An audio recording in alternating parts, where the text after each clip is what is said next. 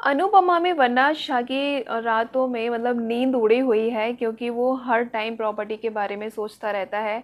और फिर उधर जब उसको एनजाइटी के अटैक भी मतलब ऐसा लगने लगा है कि वो ऐसा एनजाइटी का शिकार होने लगा है, मतलब वो इतना सोच रहा है और नींद भी नहीं आ रही है, तो एनजाइटी की वो दवाई खाता है।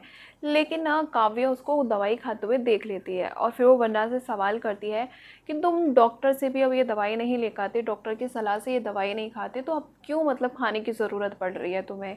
लेकिन वनराज उसको कोई जवाब नहीं देता, कुछ नहीं बताता और वहाँ से चला जाता है और पाखी सॉरी काव्या सोचने में लग जाती है। तो उधर गाइस अब कंपनी कमरे में बा और बाबूजी रो रहे होते हैं और फिर अनुपमा बाहर से सुनने की कोशिश करती है। तो उसको लगता है कि बा बाबूजी अंदर रो रहे हैं, लेकिन बाबूजी को एहसास हो जाता है किसी की परछाई होने का, किसी के होने का एहसास हो जाता है। और फिर जब अनुपमा पूछती है उनसे कि आप रो रहे थे, तो वो बात को टाल देंगे कि टीवी चल रहा था।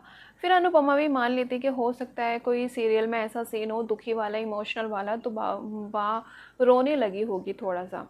फिर वो बाहर आके मतलब आ जाती है और फिर अनुज अनुपमा से बात करता है, फिर से वही बात करता है। फिर अनुपमा अनु से कहती है इतने सालों में उस अकेलेपन की मतलब आदत हो गई है, अब वो अकेला रहना चाहती है, अकेले रह लेगी, अब उसे किसी की ज़रूरत नहीं है। फिर अनुपमा कह वो सॉरी अनुज कहता है कि तुमको प्यार में दर्द लिखा हुआ है, तो फिर मैं भी, मेरे नसीब में तुम्हारा इंतज़ार लिखा है, मैं हमेशा तुम्हारा इंतज़ार करता रहूँगा। और फिर अनुज कहता है मैं फ़िलहाल हम दोनों की मतलब टिकट बुक करवाने जा रहा हूँ। फिर इतने में ही एक बहुत बड़ा हंगामा हो जाता है। वो होता ये है कि जो पाखी है ना अपने दोस्तों से पेंट हाउस के बारे में बात कर रही होती है कि मैं बहुत खुश हूँ, मुझे पेंट हाउस मिलने वाला है। तो ये बात जो है काव्या सुन लेती है और फिर उसको बहुत हर्ट होता है। वरना शाह से कहती है कि तुमने ये बात सबको बताई, सिर्फ मुझे छोड़ के, मुझे क्यों नहीं बताई। ये बात याद रखना, मैं अभी भी तुम्हारी लीगली वाइफ हूँ, पत्नी हूँ, तो मुझे भी मतलब हिस्सा चाहिए अब घर में। उसने भी बोल दिया, मतलब काव्या को भी मतलब हिस्सा चाहिए, उसने वरना शाह से बोल दिया।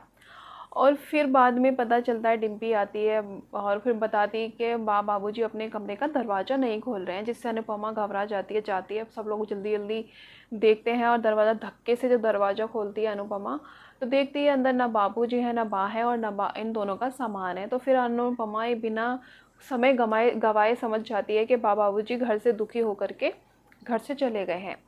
फिर अनुपमा वहाँ से भागी भागी आती है कमरे से और फिर सीधे वनराज के पास जाती है और उसको अच्छे से लताड़ती है और कहती है कि तुमने इतना दुखी करा है ना अपने माता पिता को, और तुम्हारे बच्चों ने इतना दुखी करा है उनको कि वो दुखी होकर यहाँ से घर छोड़ के चले गए हैं। फिर गाइस होता ही है कि अनुपमा, अनुज और ये सब लोग जो है बाबूजी को ढूंढने की कोशिश करते हैं और अनुपमा बाबूजी के पास फ़ोन करती है। बाबूजी का फ़ोन उठता तो है, लेकिन वो कुछ उधर से बोलते नहीं हैं। सब लोग विनती करते हैं कि आप वापस घर आ जाओ, वापस घर आ जाओ, लेकिन उधर से कोई जवाब नहीं आता, लेकिन कॉल चल रही होती है।